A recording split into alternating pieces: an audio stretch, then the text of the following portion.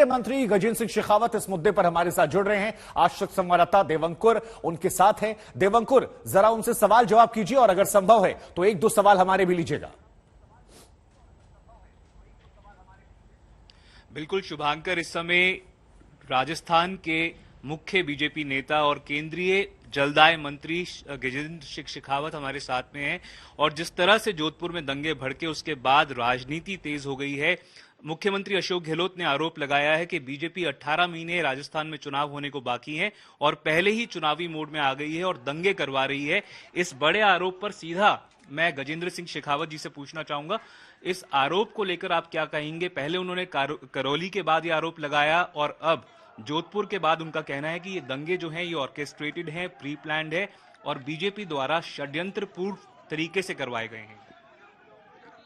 देखिए, मैं स्वागत करता हूं गहलोत साहब ने जो कहा है उसका। अगर ऑर्केस्ट्रेड है, अगर भारतीय जनता पार्टी ने कराए हैं, भारतीय जनता पार्टी के राष्ट्रीय नेताओं के इंस्ट्रक्शंस पे हुए हैं, भारतीय जनता पार्टी के हम सब कार्यकर्ताओं ने किया है, तो आपकी पुलिस आंख पे पट्टी बांध करके क्यों बैठी है?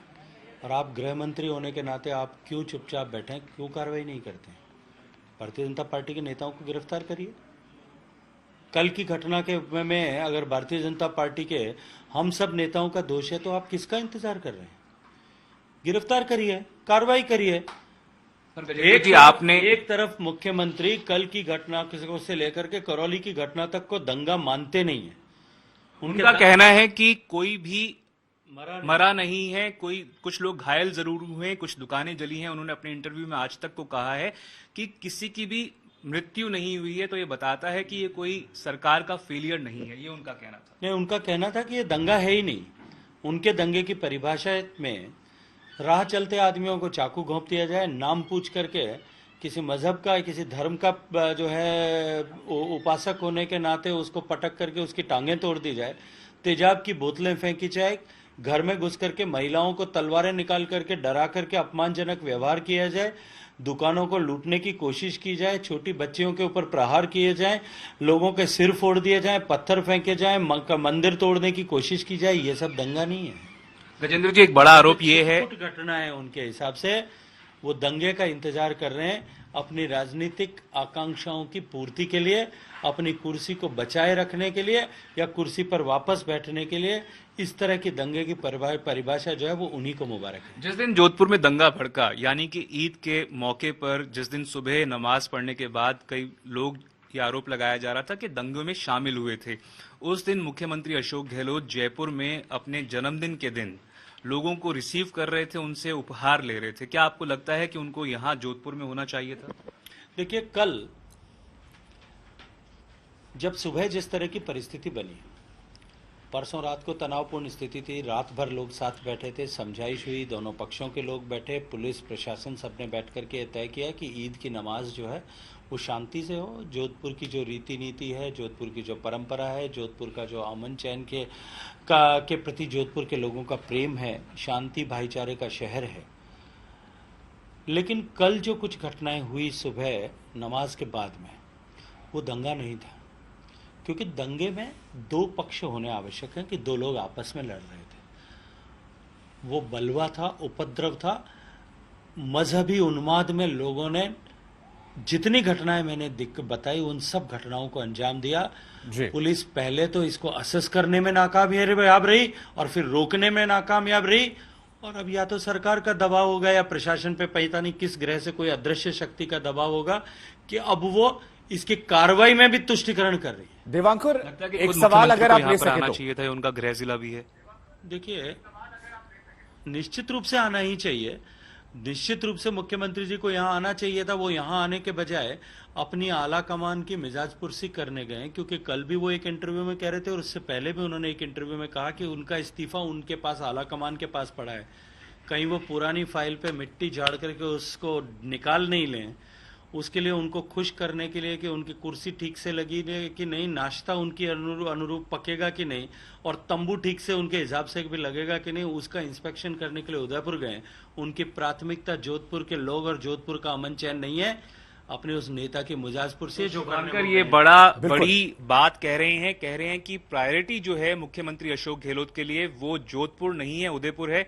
बता दें कि उदयपुर में दिवांकुर एक सवाल जरा ले लीजिए मंत्री जी से कि उदयपुर में अधिवेशन होना है कांग्रेस का 3 दिवसीय। जी, एक सवाल ले लीजिए कि पहले करौली, उसके बाद अलवर और कांग्रेस का अलवर अधिवेशन के होना है बाद 3 दिन का, 13 से 15 तारीख का, जिसमें जी पहले करौली फिर अलवर और उसके बाद जोधपुर। ये क्रोनोलॉजी को लेकर मंत्री जी क्या सोचते हैं कि ऐसी घटनाएं मंदिर मस्जिद को लेकर, हिंदू मुसलमान को लेकर एकाएक पिछले 1.5 महीने में क्यों बढ़ गई हैं? और क्या आने वाले चुनावों में ये एक बड़ा मुद्दा रहेगा, बीजेपी से मुद्दा बनाकर लोगों के बीच जाएगी? गजेंद्र जी, कांग्रेस बार बार कह रही है कि बीजेपी के पास महंगाई, बेरोजगारी, पेट्रोल डीजल के जो दाम बढ़े हैं उसके ऊपर कुछ कहने के लिए नहीं है, इसीलिए पहले करौली, फिर अलवर, फिर जोधपुर, इस तरह से हुआ है। और उनका यह भी कहना था कि जेपी नड्डा, जो कि आपके राष्ट्रीय अध्यक्ष हैं, वो अप्रैल के महीने में आए थे, तब ये उसके आसपास हुआ। तो इस बड़े आरोप के बारे में आप क्या कहना चाहेंगे? देखिए, 2-3 विषय इसमें सम्मिलित है। पिछले 3 साल में राजस्थान में, 3 साल से भी ज्यादा समय हुआ है, जिस तरह से राजस्थान में लॉ एंड ऑर्डर का फेलियर हुआ है, कुर्सी बचाना और किस्सा कुर्सी का जो जिस तरह से सरकार की प्राथमिकता बनी है, उसके चलते राजस्थान में law and order situation dilute हो गई है। अपराधियों के हौसले बुलंद हैं।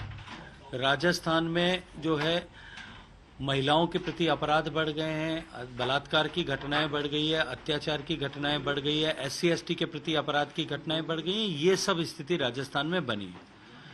और इन सब के होते हुए राजस्थान के मुख्यमंत्री इन सब से ध्यान हटाने के लिए अनर्गल प्रत्यारोप, आरोप जो है भारत की सरकार पर, प्रधानमंत्री पर, माननीय गृह मंत्री जी पर, भारतीय जनता पार्टी के नेताओं पर लगाते रहे।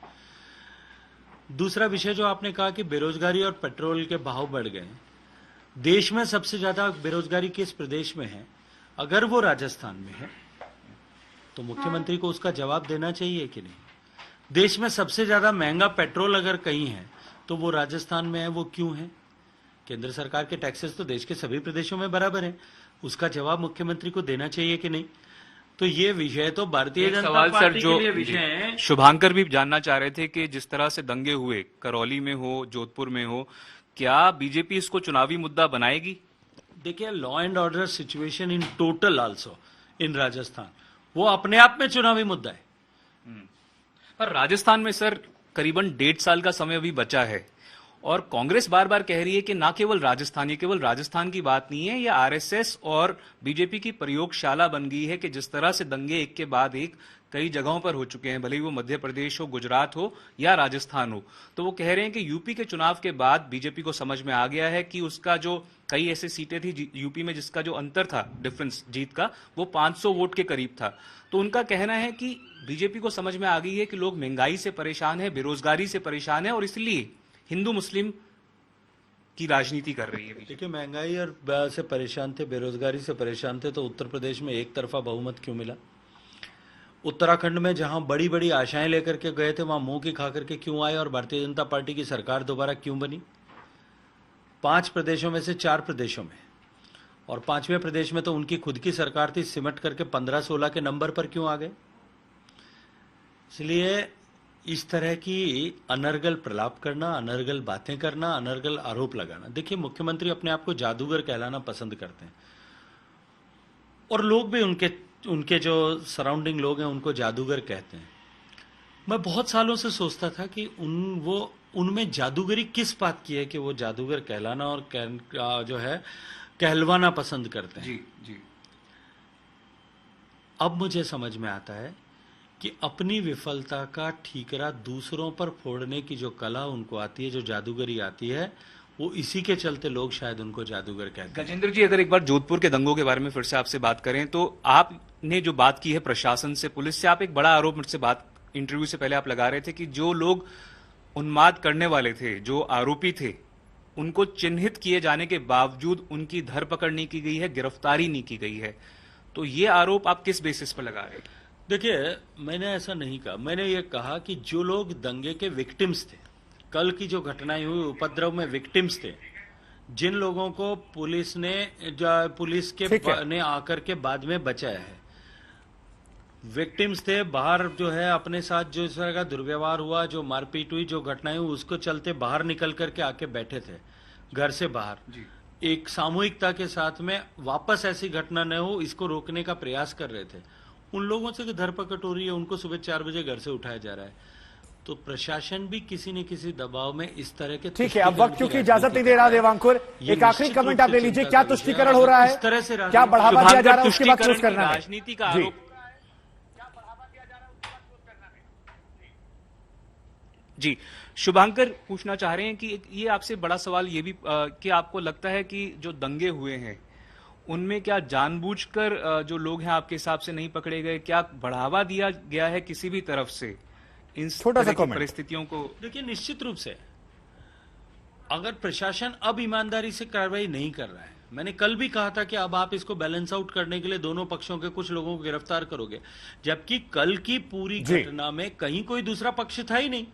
एक ही पक्ष उपद्रवी के रूप में काम कर रहा था, एक ही पक्ष बलवा कर रहा था, और आप सबके टीवी चैनल्स के फुटेज है। उठा करके देख लीजिए, कहीं कोई प्रतिकार करते हुए लोग दिखाई दे रहे हैं।